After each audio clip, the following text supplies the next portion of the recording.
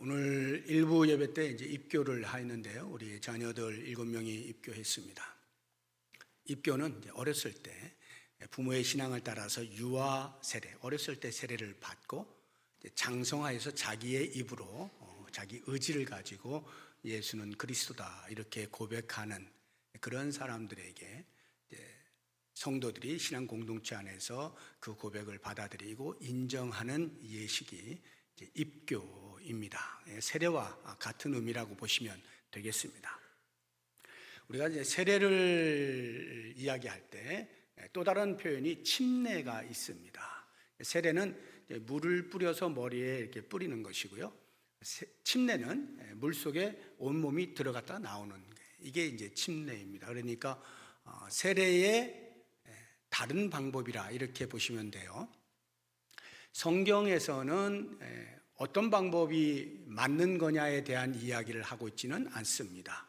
보편적으로는 침례를 하는 것이지만 물을 뿌린다라고 해서 잘못된 것은 전혀 아닙니다. 성경이 강조하는 것은 세례의 의미입니다. 세례가 무엇을 의미하느냐 이 부분에 대해서 많이 이야기를 하고 있어서 그것을 우리가 중점적으로 생각을 해야 되는데요. 그렇다라고 해서 의미가 중요하다라고 해서 방법은 아무렇게나 해도 되느냐? 그렇지는 않습니다. 의미 부여의 수단이 있어요. 그것은 물입니다. 물 없는 방법은 유용하지 않습니다. 아무리 의미를 부여한다 하더라도 물이 없으면 유용하지가 않아요. 물이 반드시 수단으로 사용이 되어야 합니다. 그래서 세례는 물과 관계가 있죠. 21절 말씀을 보시게 되면 물은 예수 그리스도께서 부활하심으로 말미암아 이제 너희를 구원하는 편이 곧 세례라 해서 물과 세례를 같이 이야기를 하고 있는 것입니다. 이 물이 세례의 예표로서 소개되어진 큰 두 사건이 있는데요. 하나는 오늘 본문에 나오는 노아의 홍수 사건입니다. 20절을 보시게 되면 그들은 전에 노아의 날 방주를 준비할 동안 하나님이 오래 참고 기다리실 때에 복종하지 아니하던 자들이라 방주에서 물로 말미암아 구원을 얻은 자가 몇 명뿐이니 겨우 8명이라 해서 이 노아의 방주 홍수 사건을 세례와 연관해서 이야기를 해주고 있고요. 또 다른 하나의 사건은 홍해를 건넌 사건입니다. 고린도전서 10장 1절과 2절을 보게 되면 사도 바울이 이렇게 이야기합니다. 형제들아 나는 너희가 알지 못하기를 원하지 아니하노니 우리 조상들이 다 구름 아래에 있고 바다 가운데로 지나며 모세에게 속하여 다 구름과 바다에서 세례를 받고 홍해를 지나가는 그 사건을 세례로 표현을 하고 있는 것입니다.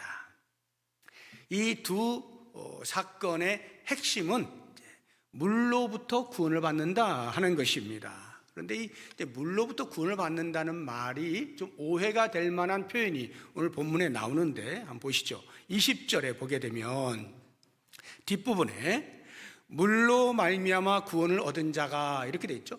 물로 말미암아 구원을 얻었다. 우리나라 말을 이렇게 생각해 볼 때 물로 말미암아 물에 의해서 구원을 받았구나. 물이 구원의 수단이구나. 이렇게 생각이 들 수가 있는 것인데요. 사실은 그런 의미가 아닙니다. 여기 물로 말미암아라고 하는 이 표현의 영어 성경을 보게 되면 through water라고 돼 있어요. through water. 물을 통과하여, 물을 지나쳐 이런 말이거든요. 그러니까 노아의 홍수를 보게 되어지면 홍수가 온 세상을 덮을 때 그 물로부터 벗어나죠. 물을 지나쳐서 아라랏산 끝에 방주가 이르러서 그 물로부터 구원을 받죠. 물로 말미암아 구원받는 게 아니라 물에서부터 구원을 받는 거예요. 홍해 사건도 역시 마찬가지죠. 물속으로 뛰어들 때 그 물이 양쪽으로 쫙 갈라지지 않습니까? 그 물을 지나쳐서 구원을 받는 거예요. 애굽의 군사들은 어떻게 돼요? 같이 따라 들어갔을 때 물이 덮쳐서 물에 의하여서 수장되죠. 그러니까 물로 말미암아라고 하는 것은 물이 우리의 구원의 수단이 아니라는 뜻입니다. 그 이야기는 이제 21절을 보시게 되면 구원의 수단은 무엇이냐? 어떻게 우리가 구원받느냐? 21절에 물은 예수 그리스도께서 부활하심으로 말미암아 이렇게 돼 있어요. 예수 그리스도의 부활로 말미암아 우리가 구원을 받는다는 말입니다. 예수 그리스도의 부활은 곧 그리스도와의 연합을 말하는 거예요. 그리스도와 하나 되는 것. 우리가 그리스도와 하나 되는 것은 유일하게 예수 그리스도의 십자가에서의 나의 모든 죄를 사하시는 대속의 사건을 믿음으로 수납하는 것, 그리고 하나님의 자녀가 되었음을 표시하는 죽음으로부터의 모든 사망의 권세를 깨뜨리고 부활하신 것, 이것을 믿을 때 우리는 그리스도와 연합했다, 이렇게 표현하거든요. 이 그리스도와의 연합이야말로 우리가 구원받을 수 있는 유일한 수단이 되는 것입니다. 그래서 그 노아의 홍수 사건을 보게 되어지면 8명이 구원을 받았다 그랬잖아요. 노아의 가족들, 그 8명이 구원받은 것은 물속에 있을 때가 아니라 물로부터 보호를 받고 있는 방주 안에 있을 때, 이 방주가 예수 그리스도를 예표하거든요. 예수 그리스도 안에 있을 때 우리는 구원을 받을 수가 있게 되는 거예요. 그러니까 이 물이 곧 세례라고 하는 이 말에 의해서 우리는 혹시라도 세례를 받을 때, 물뿌림을 받을 때, 또는 물에서부터 나올 때, 이 세례를 받을 때 우리가 구원받는 것 아닌가 하는 착각을 하면 안 된다는 말입니다. 우리의 구원은 오직 예수 그리스도의 십자가와 부활의 은혜로 말미암아서만 가능한 거예요. 그러면 우리가 세례를 받는 건 뭐냐 할 때에 예수를 믿어서 죄사함을 받고 하나님의 자녀가 되었음을 외적으로 성도들 앞에서, 신앙 공동체 안에서 공식적으로 고백을 하는 것이고, 그 고백을 들은 성도들이 그렇다, 이제부터 너희들은, 이제부터 여러분들은 우리와 한 믿음을 가진 공동체의 일원이 되었습니다, 인정을 해주는 그 예식이 세례인 것입니다. 그렇게 되어지면 이제 세례를 받게 되었을 때, 그럼 이제 구원받았음이 외적으로 공포가 되어진 것인데, 그러면 다 끝나느냐? 그렇지 않고요. 사실 삶이라고 하는 것은 그렇게 세례를 받는 순간, 즉 신앙 공동체 안에서 모두로부터 인정을 받는, 예수를 믿었다라고, 예수를 믿어 구원받았다고 하는 것을 모든 신앙 공동체로부터 인정을 받는 그때로부터 사실은 출발이에요.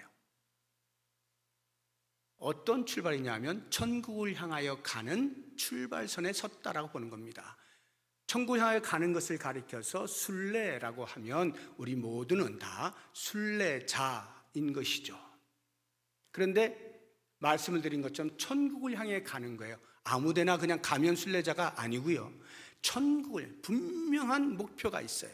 만약 이 목표가 없이 그냥 돌아다니면 그건 순례자라고 말하지 않아요. 방랑자라고 하죠. 정처 없이 떠도는 거예요. 그냥 이리 갔다 저리 갔다. 그것은 방랑자예요. 근데 우리는 그렇게 방랑하는 사람들이 아니죠. 분명한 목표 지점이 있어요. 천국을 향하여 순례의 길을 떠나는 사람들이다. 그렇다고 하면 이제 그 출발선에 선 우리의 자녀들, 또는 이미 출발해서 가고 있는 우리 성도 여러분들은 과연 이 순례의 길에서 어떻게 살아야 되느냐, 순례자로서 어떤 삶을 살아야 되느냐 하는 것을 오늘 제가 2가지로 말씀을 드릴 때 잘 생각하시고 자신의 삶을 돌아보면서 점검하고 또 앞으로 이렇게 살겠다 다짐하고 결심하는 시간이 되면 좋겠어요.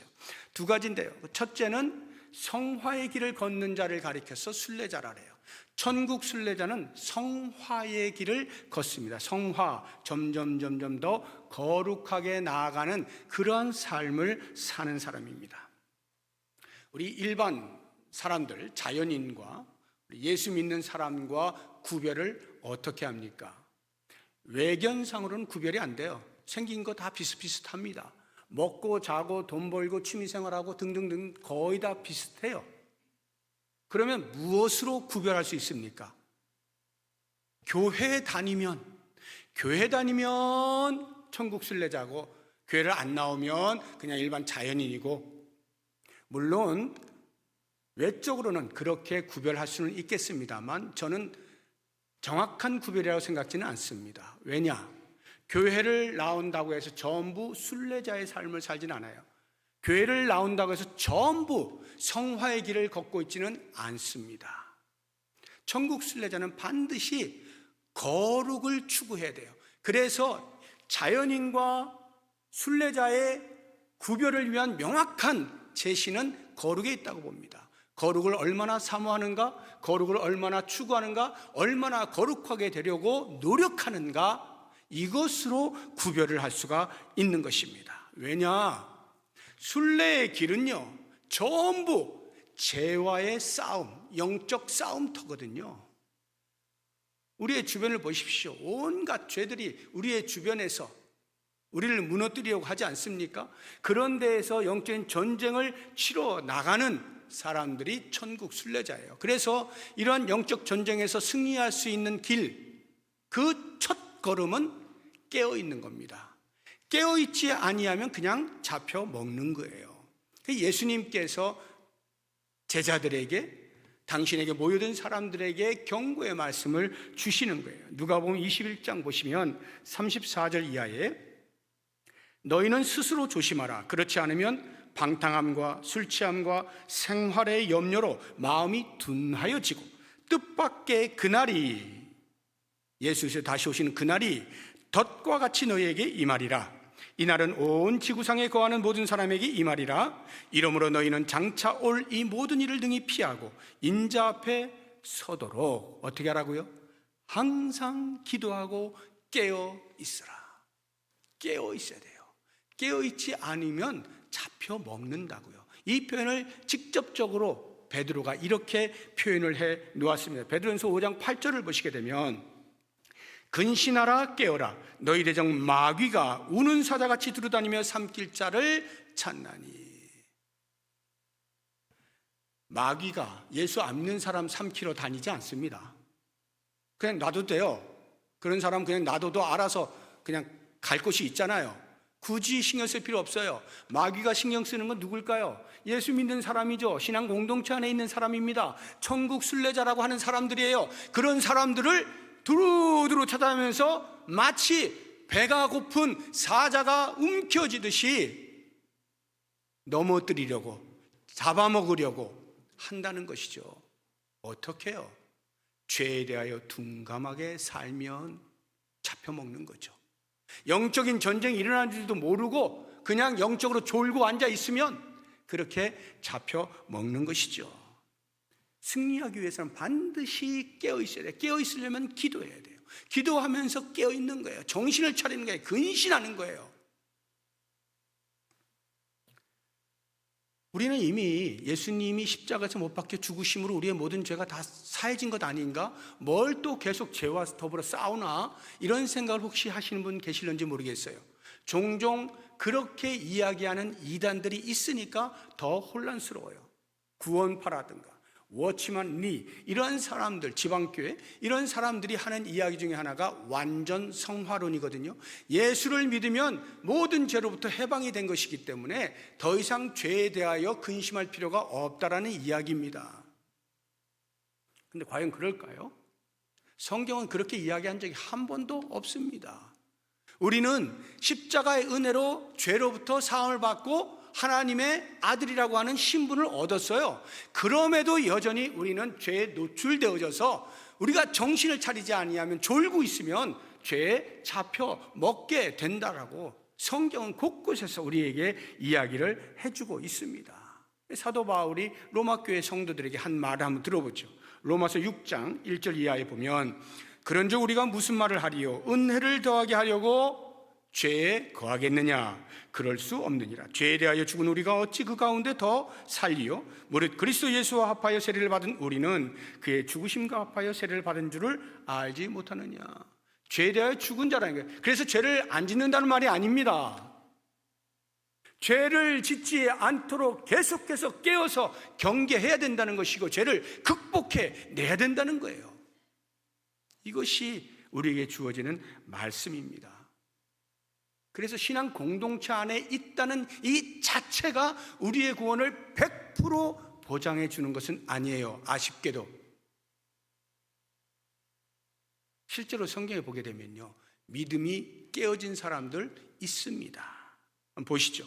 디모데전서 1장 18절 이하를 보시게 되면, 아들 디모데야, 내가 너에게 교훈으로서 명하노니 전에 너를 지도한 예언을 따라 그것으로 선한 싸움을 싸우며 믿음과 착한 양심을 가지라, 이렇게 권면하죠.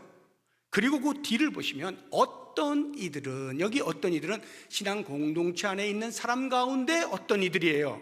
어떤 이들은 이 양심을 버렸고 그 믿음에 관하여는 파선하였느니라.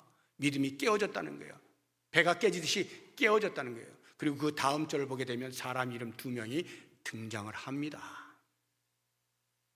믿음의 파선이 있을 수 있다는 거예요. 어떤 사람이 이렇게 믿음이 깨어질까요?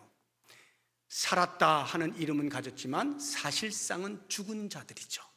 계시록 3장 1절을 보면 사대교회를 향하여 이렇게 이야기합니다. 사대교회 사자에게 편지하라. 하나님의 7영과 7뼈를 가지신 이가 이르시되 내가 너의 행위를 아노니 내가 살았다 하는 이름은 가졌으나 죽은 자로다. 명목상 그리스도인이 있다는 말이에요. 신앙 공동체 안에 드나듭니다. 신앙 행위들을 해요. 그러나 죽은 자가 있단 말이에요. 사실은 죽은 자인데 그 안에 있는 거죠. 알고만 있는 게 아니라 가라지가 같이 있다는 말입니다. 지금 당장 뽑지 않아서 그렇지 가라지가 있을 수 있다는 거예요. 저는 이 말씀을 통해 여러분들에게 두려움을 심고자 하는 것이 아닙니다. 그리스도를 구주로 고백하는 사람은 두려워할 필요가 없어요. 그리고 예수를 닮아 거룩을 추구하는 사람은 두려워할 필요가 없습니다. 그런데 전혀 내 마음 가운데 거룩에 대한 사무함이 없어요. 내 마음대로 살면 되는 거지, 나는 천국 가는 도장만 하나 받아두면 돼 하는 마음으로 교회를 드나들며 신앙생활을 한다면 깊이 생각해 봐야 돼요. 그것이 과연 나의 구원을 보장하는 것인가 돌아봐야 돼요. 예수를 진정으로 믿는 사람은요, 반드시 얼마만큼 예수님을 닮았느냐는 사람마다 다르겠지만 적어도 예수를 닮아가는 그 길을 향하여 가는 것에는 의심의 여지가 없어야 돼요. 거룩을 추구해야 하는 것입니다. 노아의 이야기를 하면서 구원받은 사람이 몇 명이라고 해요? 노아와 아내와 아들 셋과 며느리 셋, 8명. 겨우 8명이라 이렇게 표현하잖아요. 겨우 8명이 구원받았대. 그 당시에. 이게 뭐냐 하면 모든 사람이 다 구원받지 못해. 하나님은 모든 사람이 구원받기를 원하시지만 모든 사람이 구원받지는 못해요. 이것을 칼빈은 5대 강령 가운데 세 번째로 이야기한 제한속죄라고 하는 표현을 쓰고 있는 거예요. Limited Atonement. 구원을 받는데 모든 사람이 구원받지는 않는다는 것이죠. 이 8명이라고 하는 것이 딱 8명만 구원받는다 이런 뜻은 아니고요. 다 구원받지 못한다 하는 이야기를 하고 있는 거예요. 그러면 생각해 보세요. 노아 시대에 적어도 많은 사람들이 살고 있었을 터인데 어떻게 해서 노아의 식구들 8명만 구원받고 나머지는 다 물에 수장되어서 하나님의 심판을 피하지 못했는가? 이유가 뭐겠어요? 거룩에 대한 관심이 없는 거예요. 이 땅에 모든 관심을 집중하며 사는 겁니다. 그때에 그들의 삶의 행태를 마태복음에서 이렇게 소개를 하고 있습니다. 마태복음 24장 37절 이하를 보시면 노아의 때와 같이 인자의 임함도 그러하리라. 홍수 전에 노아가 방주에 들어가던 날까지 사람들이 먹고 마시고 장가들고 시집가고 있으면서 홍수가 나서 그들을 다 멸하기까지 깨닫지 못하였으니 인자의 임함도 이와 같으리라. 홍수가 날 때까지 그들은 계속 이 땅의 것들에 모든 관심을 다 두고 있는 거예요. 실제로 홍수가 나고 있는 그 순간에조차도 미처 다 깨닫지 못한 채 이거 왜 이러지 하면서 그냥 죽어가고 있는 거예요. 이것이 이 땅에 있는 사람들의 모습이라고 한다면 과연 천국 순례의 길을 걷는 우리들은 어떠해야 될까? 우리의 관심이 더 이상은 이 땅에 있어서는 안 되겠죠. 처음부터 바로 모든 이 땅의 관심이 다 사라지고 오직 주만 바라보고 이렇게는 안 되겠죠. 제가 말씀드리는 것은 방향성이에요. 추구하는 거예요. 적어도 지금 내가 완벽하지 못해도 거룩을 향하여 추구하는 거예요. 나아가는 거예요. 이러한 모습이 있어야 한다는 것이죠. 우리는 더 이상 육신의 일을 도모하며 사는 존재가 아닌 거예요. 로마서 13장에 보면 사도 바울이 우리에게 권면할 때 이렇게 합니다. 11절 이하를 보시면, 또한 너희가 이 시기를 알거니와 자다가 깰 때가 벌써 되었으니 이는 이제 우리의 구원이 처음 믿을 때보다 가까웠습니다. 점점 가까이 다가오고 있죠. 주의 오시는 날이 가까이 오고 있어요. 12절, 밤이 깊고 낮이 가까웠으니 그러므로 우리가 어둠의 일을 벗고 빛의 갑옷을 입자. 낮에와 같이 단정히 행하고 방탕하거나 술 취하지 말며 음란하거나 호색하지 말며 다투거나 시기하지 말고 오직 주 예수 그리스도로 옷 입고 정욕을 위하여 육신의 일, 이 땅의 관심, 거기를 도모하지 말라, 생각하지 말라, 꾀하지 말라, 추구하지 말라고 분명히 말씀하고 있는 거예요. 그러면 우리 성도는, 천국 순례자는 어디에 관심을 두어야 돼요? 위의 것, 위의 것에 관심을 두어야 하는 거예요. 그래서 골로새서 3장 1절 2절을 보게 되면 이렇게 표현합니다. 그러므로 너희가 그리스도와 함께 다시 살리심을 받았으면, 천국 순례자로 살아간다면 위의 것을 찾아라. 거기는 그리스도께서 하나님 우편에 앉아 계시느니라. 위의 것을 생각하고 땅의 것을 생각하지 말라. 위의 것을 생각하고 위의 것을 찾으며 위의 것에 관심을 갖는 거예요. 육신의 일을 도모하는 것이 아니라 영적인 일을 도모하면서 살아가는 것이 천국 순례자라 말씀하고 있는 것입니다. 이것을 한마디로 표현하면 예수 그리스도에게까지 자라가는 것, 예수 그리스도를 아는 지식에 자라가는 거예요. 베드로후서 3장 17절 이하를 보면 베드로가 이렇게 이야기합니다. 그러므로 사랑하는 형제들아, 너희가 이것을 미리 알았은즉 무법한 자들의 미혹에 이끌려 너희가 굳센 데서 떨어질까 삼가라. 오직 우리 주 곧 구주 예수 그리스도의 은혜와 그를 아는 지식에서 자라가라. 예수를 아는 지식에, 예수를 닮아가려고 계속해서 노력해라. 언제까지요? 주의 다시 오시는 그날까지, 혹은 우리의 죽는 날까지인 것입니다. 사랑하는 성도 여러분, 스스로의 질문을 던져보십시오. 나는 천국 순례자인가? 나는 천국 순례자의 삶을 지금 살아가고 있는가? 나는 그리스도의 거룩하심처럼 거룩을 닮아가기 위해서 애쓰고 있는가? 거룩을 추구하고 있는가? 거룩을 사모하고 있는가? 거룩을 위하여 노력하고 있는가? 나의 생각과 말과 행위가 그리스도를 닮아가는 일에 전심전력하고 있는가? 얼마만큼 나는 노력하고 있는가? 이것이 천국 순례자의 질이에요. 나는 천국 순례자인가? 한번 이 말씀을 비추어서 스스로를 평가해 보시길 바라고요.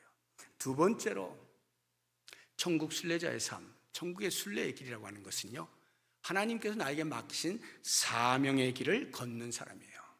사명의 길을 걷는 사람. 우리가 지금 수요일마다 목수교실을 하고 있습니다.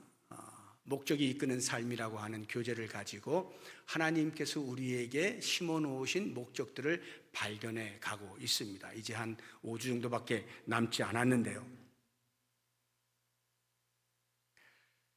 우리가 하나님이 심어놓으신 나를 향한 목적을 발견하고 그것에 따라서 살게 되면 성공적인 삶이라고 확신합니다. 하나님께서요, 나를 향하여 목적을 심어놓으셨어요.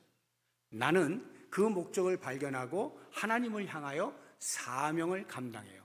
하나님이 우리에게 주신 목적은 하나님을 향한 나의 사명이 되는 거예요. 이 목적과 사명은 같은 거예요.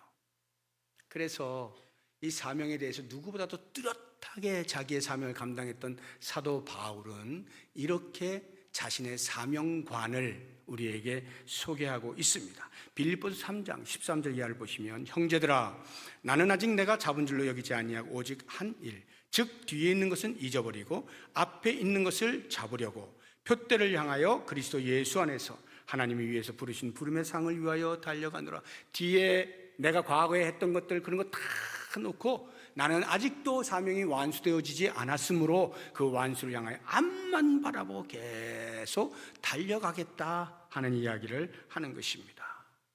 그렇다고 하면 과연 나의 사명은 무엇입니까? 사랑하는 성도 여러분, 여러분의 사명은 무엇입니까? 하나님께서 여러분에게 주신 달란트가 뭐예요? 그 달란트를 발견하고 그 달란트를 따라서 살면 사명을 완수하는 것이 되겠죠. 과연 나의 달란트는 무엇인가? 무엇으로 나는 하나님을 섬기는가? 하나님이 원하시는 사명을 감당하는가? 우리 목수교실에서 5가지 요소들을 말씀을 드렸어요. shape이라고 하는 모양, 모습이라는 뜻을 가진 shape이라고 하는 단어로 5가지 요소들을 말씀드리지 않았습니까? S, spiritual gift, 영적인 은사. H, heart, 우리의 마음. A, abilities, 능력, 선천적으로 하나님께서 우리에게 주신 능력. P, personality, 우리의 성격. 그리고 마지막 E, experience, 경험. 이러한 것들을 총동원하여서 하나님께서 나에게 심어놓으신 목적을 발견하는 거예요. 그 발견되어진 목적을 최선을 다하여서 수행해 가는 것, 이게 우리의 사명인 것입니다. 달란트의 양과 내용은 다 달라요, 사람마다. 그래서 사람마다 너는 몇 달란트 받았어? 비교할 필요가 없어요. 중요한 것은 얼마를 받았느냐가 아니라 받은 달란트로 그만큼 노력을 하고 있느냐가 중요해요. 충성을 하고 있느냐, 사명을 완수하고 있느냐, 이것이 정말로 우리가 살펴야 할 중요한 내용이 되는 거예요. 그렇게 했을 때 마지막 죽는 순간에 하나님께서 나에게 맡기신 일 잘 감당했습니다, 이렇게 고백할 수 있을 거 아니에요. 그래서 저는 성경을 이렇게 보면서 임종시에 정말 멋진 고백을 한 2분을 보게 되어지는데요. 나도 이렇게 고백하고 싶다 하는 2분.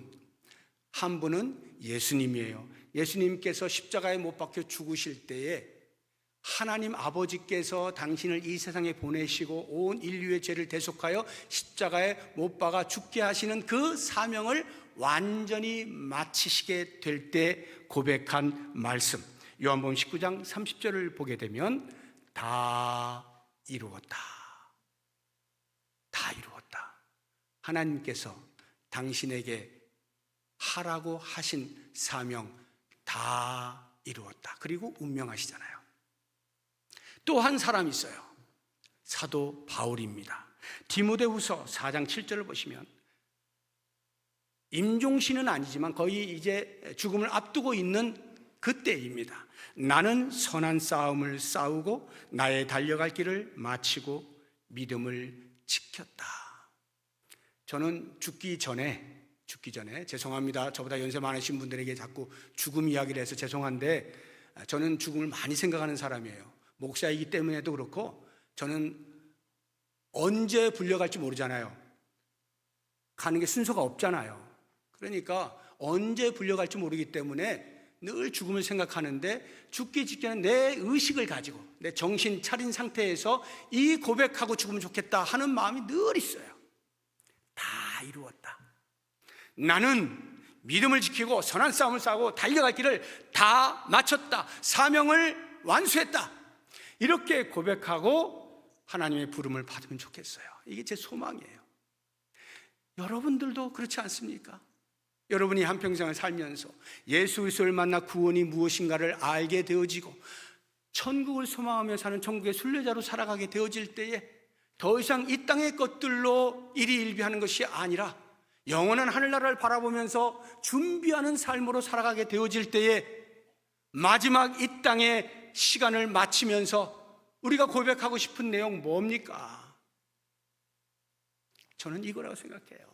하나님께서 나에게 맡기신 사명 제가 최선을 다하여 감당했습니다. 이제 주님 불러주시면 제가 기쁨으로 갑니다. 아멘. 주 예수여 어서 오시옵소서. 제가 고백하며 갑니다. 이것이야말로 최고의 행복 아니겠어요? 저는 저뿐만 아니라 우리 모든 성도님들이 이와 같은 고백을 할 수 있는 멋지고 아름다운 천국의 순례의 길을 걸을 수 있기를 주의 이름으로 축복합니다. 우리가 오늘 세례자는 없었지만 이제 입교하는 우리 자녀들이 있어서 다시 한번 세례 받으신 분들 또는 앞으로 세례를 받게 되어지실 분들 생각을 해보십시오. 세례는 구원받은 자의 공식적 외적 표현이다. 그것은 천국 순례의 길을 떠나는 출발선이다. 그 출발선에서 우리가 순례자로서 살아가는 큰 두 가지는 거룩한 삶, 성화의 길을 가는 것이고, 또 다른 하나는 맡기신 사명을 완수하는 길이다. 이 두 가지 길 잘 감당해서 주님 앞에 섰을 때 당당하게 주님, 제가 이렇게 살다가 왔습니다 고백하면서 우리 주님께서 준비하신 큰 상을 받아 누릴 수 있는 우리 모든 성도님들 되시기를 주의 이름으로 축복합니다. 이 시간에 우리 같이 기도를 하겠는데요, 세 가지 기도 제목 가지고 함께 기도하도록 하겠습니다.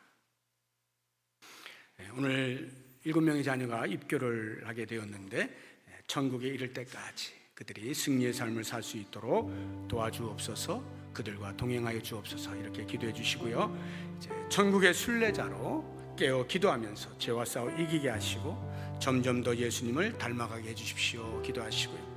마지막 세 번째로 천국의 순례자로서 맡기신 달란트를 잘 사용하여 사명을 완수하게 하여 주옵소서.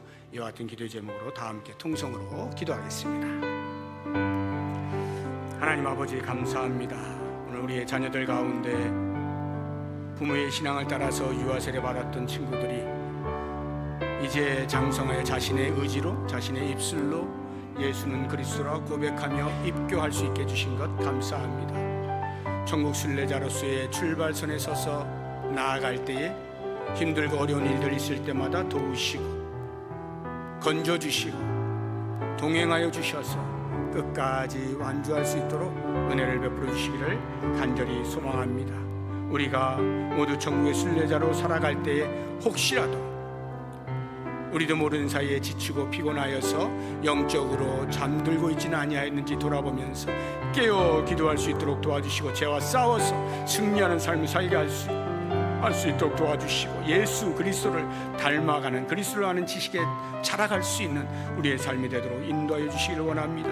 우리의 모습이 점점 더 예수님을 닮아가는 쪽으로 변화되어져 갈 수 있는 복이 있게 하여 주시옵소서. 원하옵나니 우리가 천국의 순례자로 살아갈 때 나에게 맡기신 사명이 무엇인지 정신을 차리고 찾을 수 있게 해주시기 원합니다. 잘 발견할 수 있게 해주시기 원합니다. 그래서 하나님께서 그 사명을 감당할 능력도 주신 것을 알고 찾아서 열심을 다하여 성실하게 충성스럽게 감당함으로 하나님의 마음을 시원하게 해드릴 수 있는 우리의 삶이 되게 하셔서 마지막 날 주님 앞에 섰을 때 보고할 것이 있게 하여 주시고 착하고 충성된 종이라 칭찬받을 수 있는 우리 모두가 되게 하여 주시옵소서. 예수님의 이름으로 기도드립니다. 아멘.